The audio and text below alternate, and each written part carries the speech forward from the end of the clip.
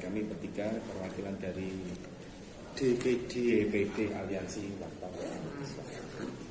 Saya dulu pernah Mas ini Mas Joko, Mas ini Mas Mahardika. Kalau di kantor sedikit diskusi masalah pelayanan BPJS kaitannya dengan khusus SKTM, surat keterangan tidak mampu. Kita dari Aliansi Wartawan Indonesia kan juga berperan lah katakanlah untuk sosialisasinya kan ini nanti bakalnya juga dipublikasi gitu, bisa dilihat oleh khalayak umum. Kemudian hal yang berkaitan dengan itu bagaimana Pak mekanisme pelayanan BPJS khususnya untuk yang SKTM. Jadi mengingatkan mungkin ada ya beberapa warga yang acuh tak acuh terhadap pelayanan BPJS, sehingga pada saat dia membutuhkan pelayanan di rumah sakit karena dia tidak mampu dan dia baru tahu ditawari ini ada pelayanan SKTM, seperti begitu. Jadi bagaimana Pak? Baik teman-teman aliansi wartawan. Jadi yang pertama kami sampaikan terima kasih atas bantuan panjenengan.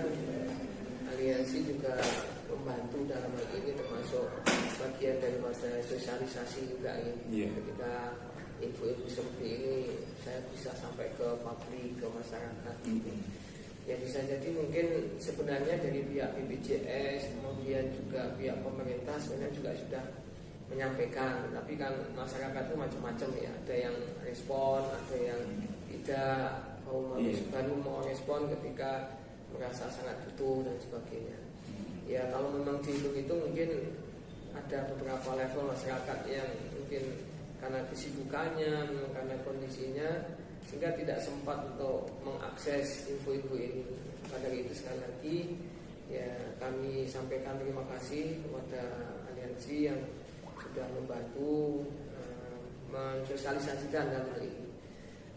Untuk BPJS ya, jaminan kesehatan sebenarnya kan ada beberapa macam ya BPJS itu. Yang pertama yang di BPI yang mandiri berarti nanti dia bayarnya hitungannya per jiwa. Ini yang program BPJS jaminan kesehatan itu.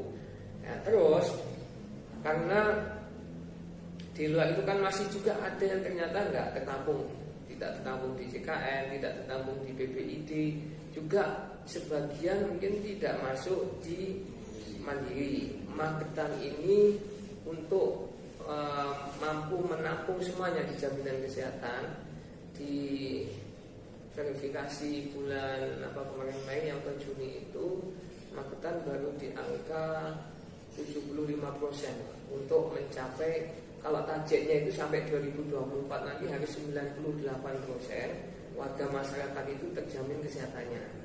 Hari ini kemarin Mei atau Juni yang lupa baru di angka 75%. Nah, untuk mencapai target nanti sampai 2024 harapannya 98% minim itu warga bisa tertampung. Nggak tahu apakah masuk di JKN, apakah masuk di BPID, apa masuk di mandiri. Jadi masih banyak lah angkanya. Jadi ada kisaran 78%, 75% sampai ke 98%. Kalau nanti masuk di 98% itu berarti masuk di namanya Universal Health Coverage atau UAC. Kalau sudah UAC itu masyarakat semuanya terjamin. Di Magetan Mas ya. Walaupun ada di beberapa kabupaten yang kaya-kaya itu kayak Kota Madiun itu sudah 100%. Makanya kalau dengan punya KTP Madiun itu masuk rumah sakit gratis. Dijamin kesehatannya, pokoknya punya KTP Madiun. Atau di Surabaya juga demikian. Karena kemampuan daerah beda. Untuk Magetan hari ini baru di angka 75%. Targetnya 98% itu sampai 2024. Untuk pelayanan kesehatan cukup menyampaikan KTP aja. Ya kalau sudah ultra health coverage sudah semuanya sudah dijamin. Itu kan kebijakan daerah masing-masing. Kalau Surabaya itu pokoknya dia KTP Surabaya rumah sakit gratis. Oh gitu ya? Iya. Rumah sakit ya? Maksudkan ya karena APBD Pakistan baru segitu, PAD-nya ya jangan disamakan dengan Madin sama Surabaya. Ada iuran ya Pak ya? Iya, kan ya sudah di cover sama PPI daerah. Kalau kota Surabaya, kota Madiun yang memang mampu, sehingga anggarannya mampu untuk menjamin warganya yang sakit ini. Iya. Pengelola jaminan kesehatan itu, jaminan sosial. Di situ dalam hal ini adalah kaitannya dengan kesehatan, jaminan kesehatan aja. Kalau yang jaminan sosial memang sepenuhnya dilaksanakan oleh pemerintah, ada bantuan-bantuan sosial itu. Tapi kalau dari sisi kesehatan, pemerintah sudah menunjuk satu badan pengelola khusus yang namanya BPJS, Badan Pengelola Jaminan Sosial dan Famili Kesehatan, BPJS bidang kesehatan. Terus program yang ada di BPJS bidang kesehatan ini ada paling tidak 3 tipe. Tipe yang pertama ini yang dijamin oleh pemerintah. Namanya bantuan pemerintah iuran untuk jaminan kesehatan nasional PPI JKN. Ini yang menentukan siapa mendapatkan hak PPI JKN ini adalah dari pemerintah berdasarkan data DTKS itu, data terpadu kesejahteraan sosial yang setiap bulannya ada update datanya itu Mas.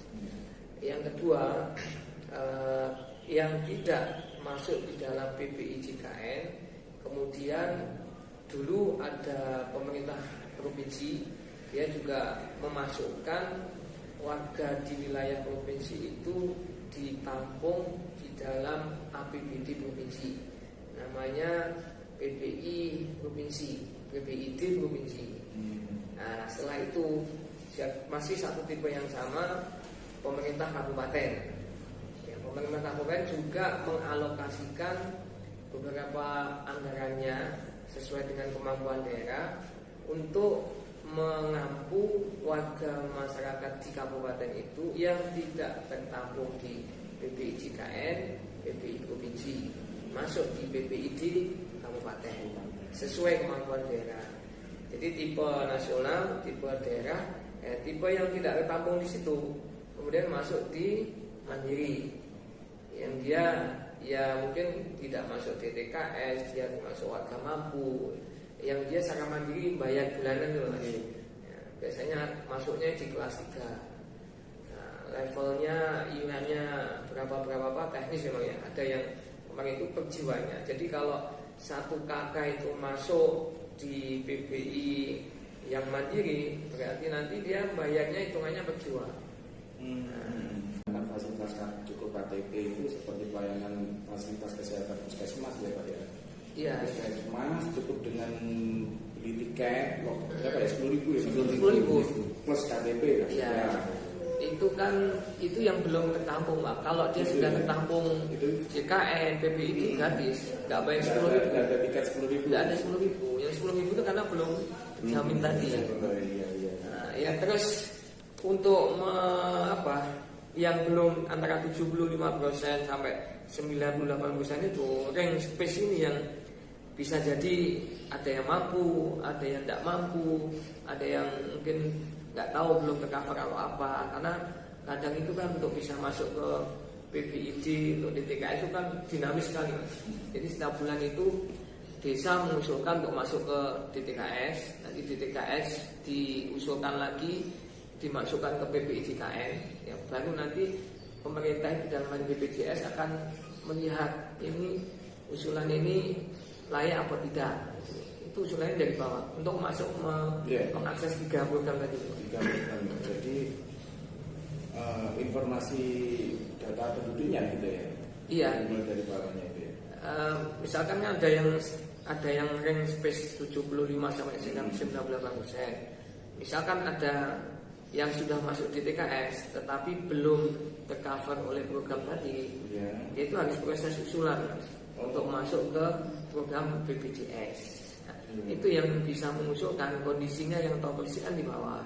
Ada yang namanya operator desa, ada namanya Pak pihak pemerintah desa lah dengan operator desa, oh ini belum dapat program BPJS Saoma, padahal dia miskin, dia tidak mampu, dan dia itu sudah masuk di data terpadu kesehatan sosial, berarti nggak masalah kita usulkan. Itu ada aplikasi namanya 6NT, Sistem Informasi Kesejahteraan Sosial.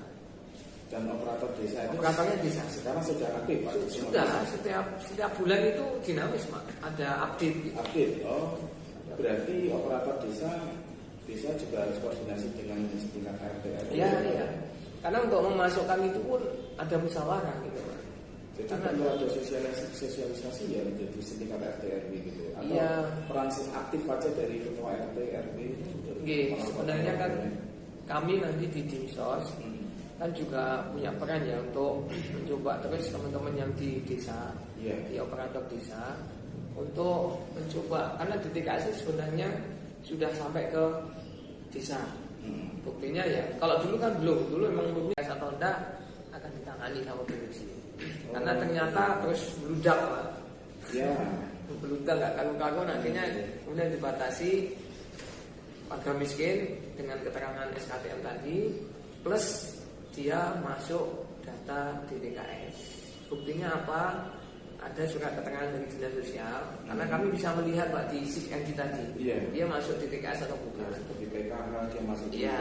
Itu ada surat keterangan dari kami di dinas sosial. Kalau dia belum masuk DTKS, asalkan nanti dilampiri template yang bersangkutan dalam proses pengusulan DTKS, itu yang melakukan di sana. Pelayanannya tetap di rumah sakit provinsi. Rumah sakit provinsi. Kalau di daerah, ya itu pakai PBID itu. PBID ya, yang kembali tadi itu. BPID kabupaten. Itu pun juga sebenarnya terbatas. Tahun ini hanya 36.700 ya warga jiwa yang di cover sama PPID kabupaten 36.700 jiwa. jiwa. Karena kemampuannya baru segitu. Itu tersebar di seluruh kecamatan. Ya. Seluruh kecamatan, saya desa. Distribusi datanya tidak hafal ya kecamatan, tapi yang pasti sama ketan. Berarti ya mohon maaf Pak Parminto, di PPID kabupaten, karena kan kita kan skupnya kabupaten ya Kak ya. Kita mensosialisasikan juga kepada orang di rumahkan. Gitu. Bagaimana mereka supaya bisa menikmati fasilitas BPID itu? Ya. Proaktif dari bawah seperti tadi disebutkan oleh Bapak. Kalau BPID itu dulu kan ada program PPID provinsi Mas. PPID provinsi yang dijamin dari APBD provinsi. Itu kita punya di angka 9.000-an, 9.000 jiwa di cover oleh PPID provinsi tahun 2021-2022. Nah, terus terakhir provinsi merasa kewalahan. Akhirnya 9.000 semuanya dikeluarkan, diserahkan ke kabupaten. Pokoknya harapannya itu bisa ditampung daerah gitu kan. Padahal 9.000 Pak. 36.700 tambah 9.000 apa sudah termasuk? Sudah termasuk itu. Dan itu sudah kuotanya sudah terpenuhi semua 36.700. Sudah menghubungi di dinas sosial.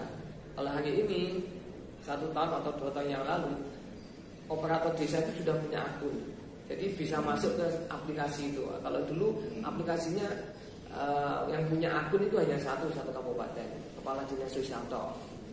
Kalau hari ini 1 akun di dinas sosial, kemudian 1 akun lagi di desa, itu operator desa. Cuma operator desa tidak bisa mengakses desa lainnya, dia hanya bisa mengakses untuk desa itu sendiri. Jadi kalau yang dia bisa hanya mengusulkan masyarakat di desa itu atau menindaklanjuti. Menindaklanjuti, misalkan orang ini sudah nggak layak untuk mendapatkan BPNT. Itu kan di SIG-NG itu kan ada bantuan pangan non tunai, ada PKH, ada DTKS, ada BPJS. Nah, 3 program lagi lah. Terus mungkin karena pemerintah itu memandang juga ada beberapa warga yang space yang belum masuk di cover tadi, dan mereka memang saat-saat tertentu sangat membutuhkan, apalagi dalam kondisi darurat, sehingga harus ada program yang lain. Ya, maka kemudian muncul SKTM itu, surat keterangan tidak mampu. Namanya itu hanya di Jawa Timur hanya ada di provinsi. Jadi namanya Biakes miskin, biaya kesehatan untuk warga miskin. Ya. Dan syaratnya apa? Yang dia nanti mencari dulu surat keterangan tidak mampu itu dari Pak Lurah, mengetahui Pak Camat. Kalau dulu beberapa yang saya tanyakan, mekanisme bedanya dulu sama sekarang. Iya, kalau dulu itu yang penting dia itu sakit ya, tidak mampu, ada surat keterangan tidak mampu dari desa. Terus dilayani oleh rumah sakit provinsi. Jadi dia masuk dulu, misalkan dalam kondisi darurat, dia masuk ke UGD rumah sakit provinsi, ini sudah bisa diproses. Asal nanti administrasinya nyusul.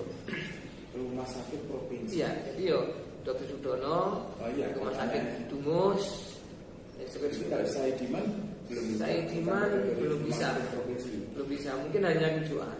Itu pada saat itu ya Pak ya. Kalau sekarang tetap, cuma syaratnya yang bersangkutan harus masuk di DKS.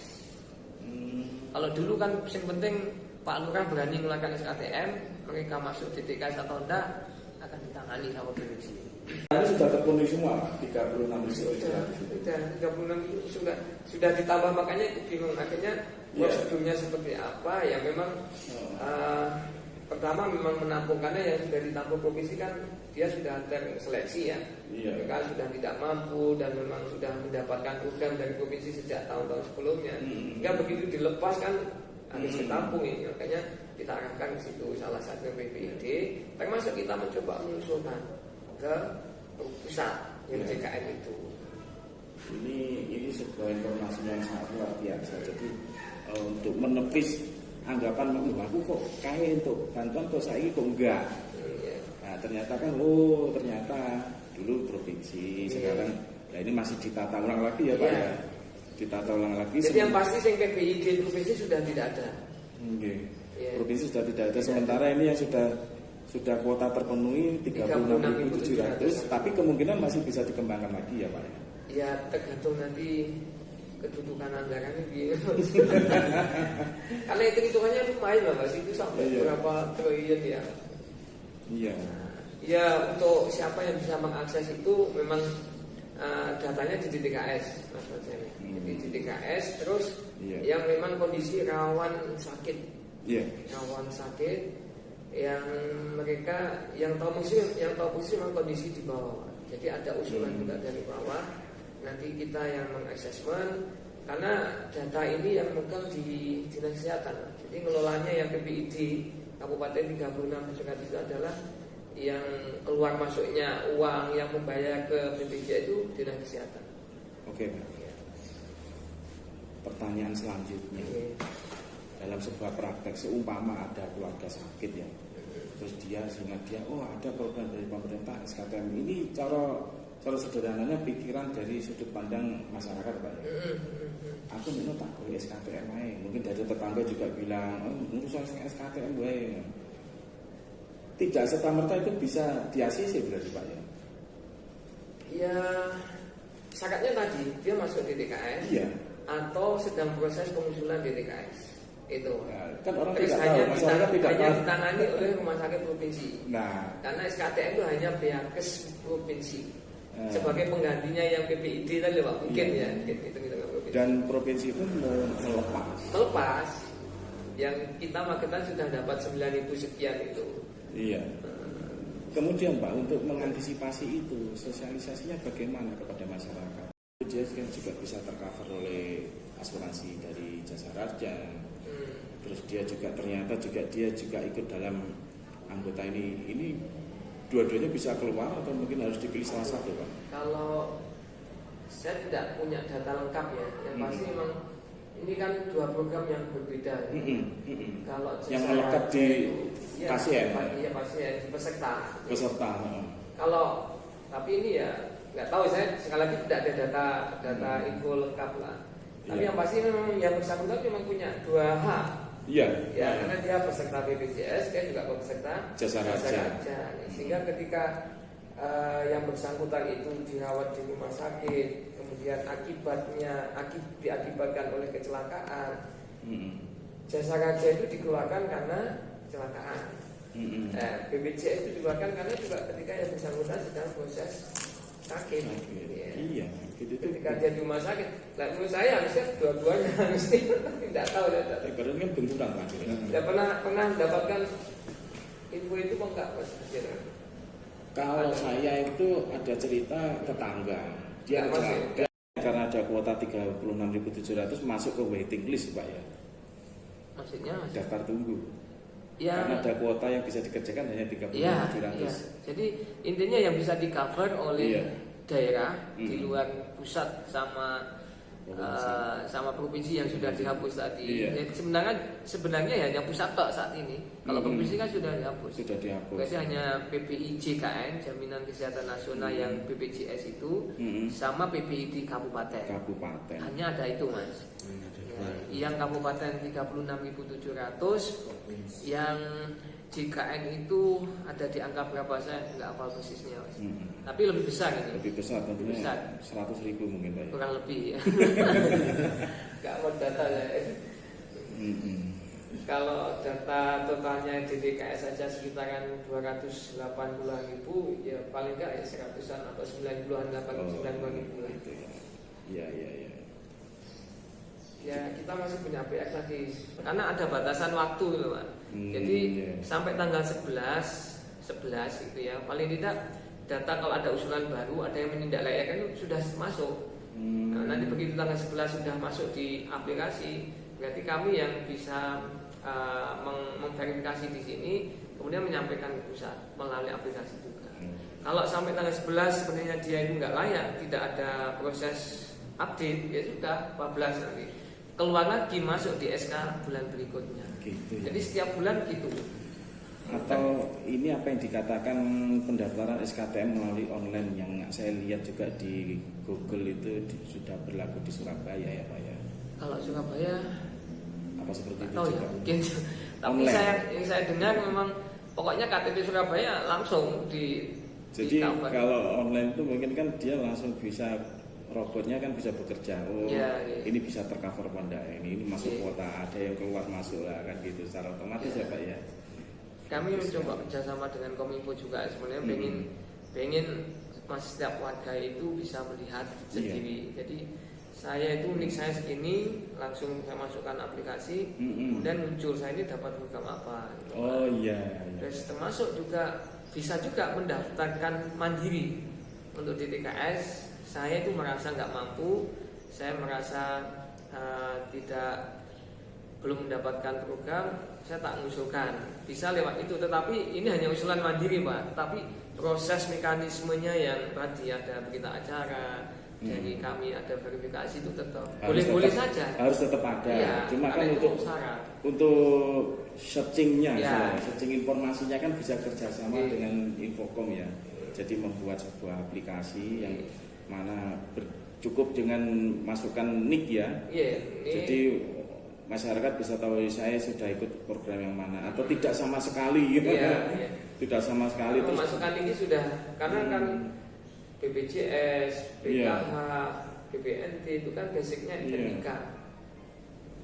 Dan sekarang pun aplikasi yang di cover oleh Android kan bisa dimiliki oleh semua lapisan masyarakat ya Pak.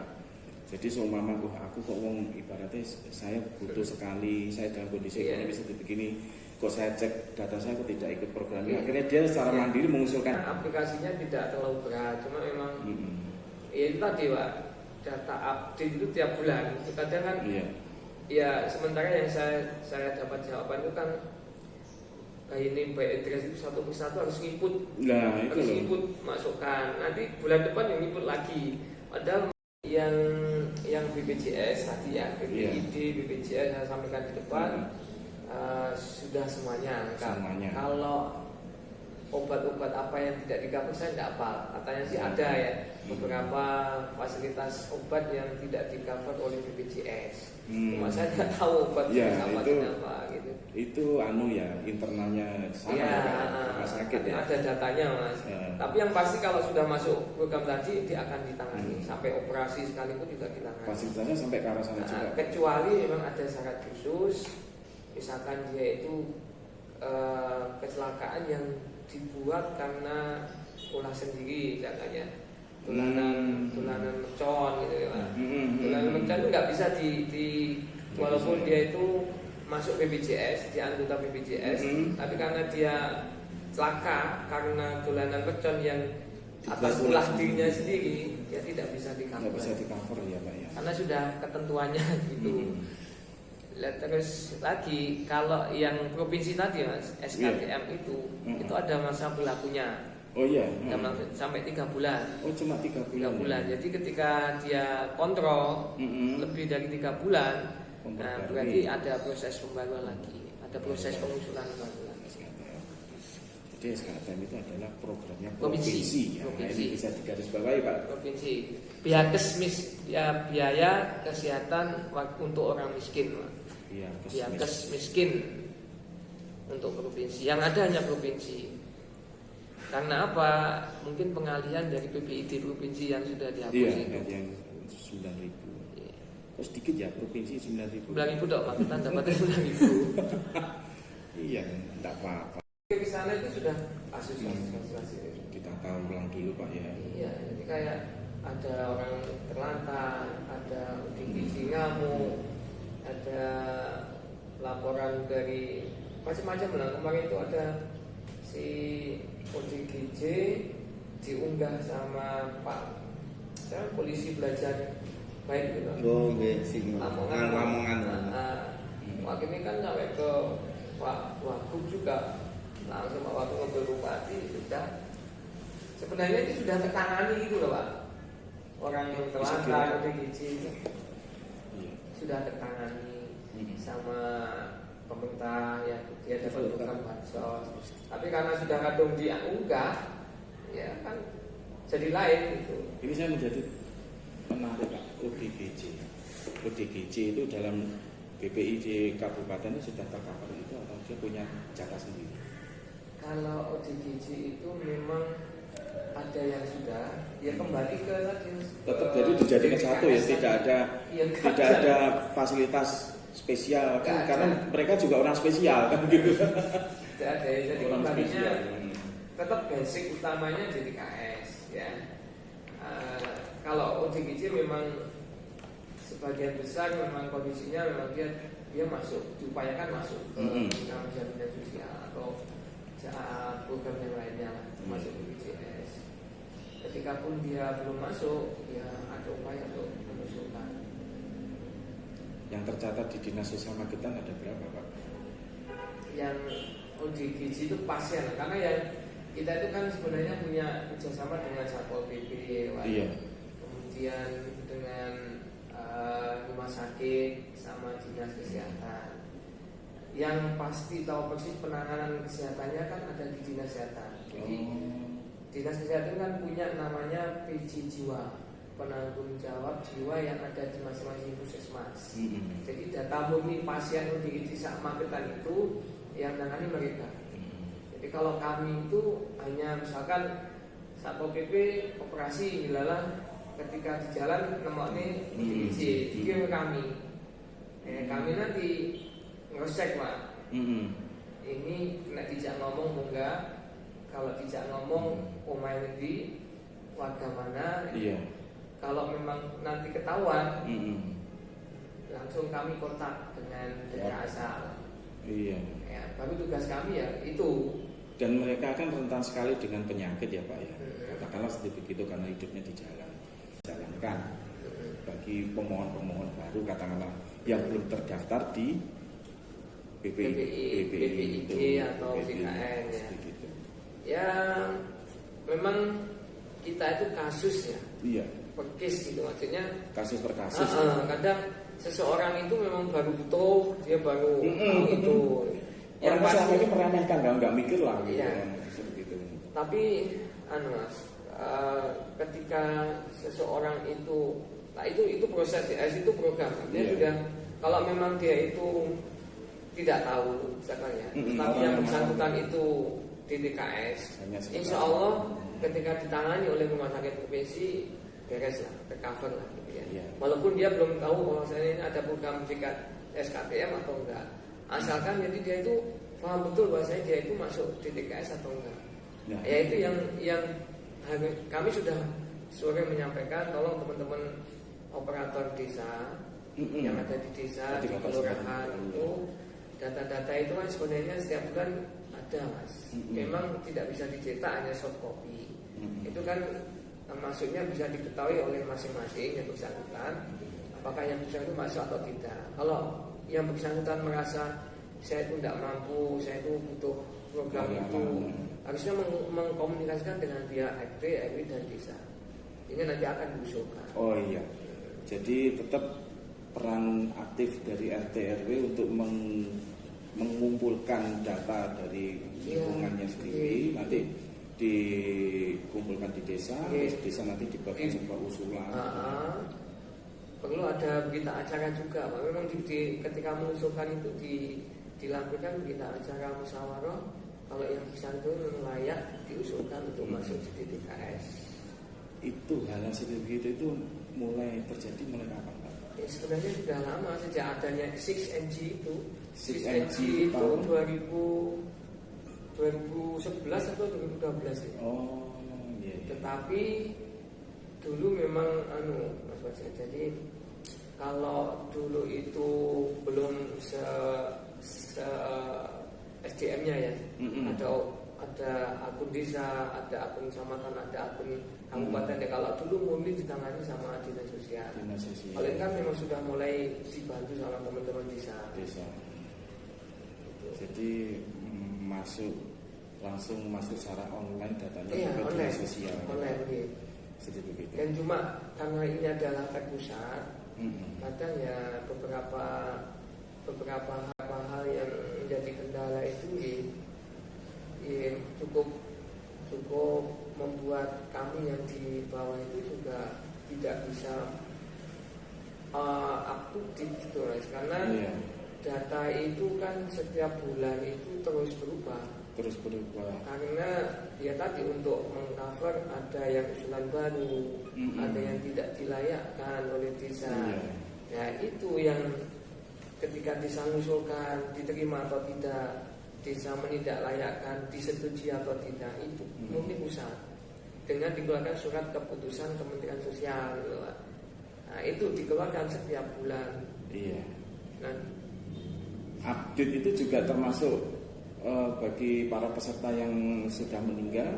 Iya, jadi itu ada pengurangan saja. Iya, jadi gitu kan. Itu kita belum tahu detailnya kayak apa. Iya. Misalkan namanya masih ada, orangnya ternyata sudah meninggal.